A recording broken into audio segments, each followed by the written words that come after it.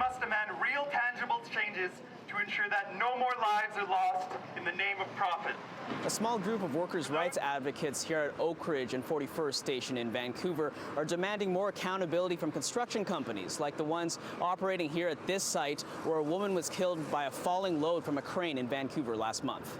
On February 21st, first responders rushed to a crane incident at the Oakridge Park development that killed Mexican national and Canadian permanent resident Yuridia Flores. The Metro Vancouver United Workers, which organized the Friday rally, says Flores was killed by, quote, negligent safety standards from the construction company.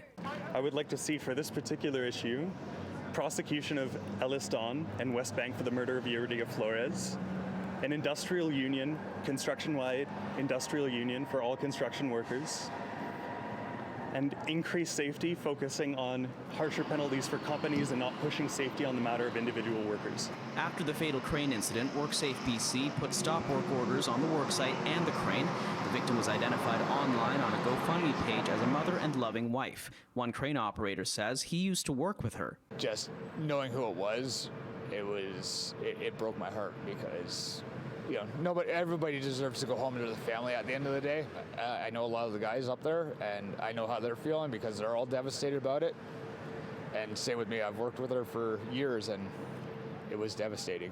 The BC Coroner's Service and WorkSafe BC said they didn't have any updates on the ongoing investigation into the death. In the month before this incident, the union representing crane operators called on the government to make certification mandatory for the crane industry after 2 incidents in Burnaby and Surrey late January. Chris Bruchetto says the certification for crane operators is too simple. When I grew up, I had the operator with me, yelling and screaming at me if I did something wrong. He was in the cab teaching me little things like just how to deal with certain situations.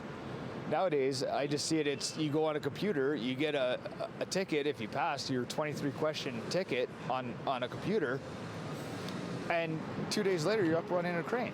According to WorkSafe BC's website, tower crane operators still need certification combined with an apprenticeship, but self-erect tower operators don't require apprenticeships, and riggers don't need certification at all.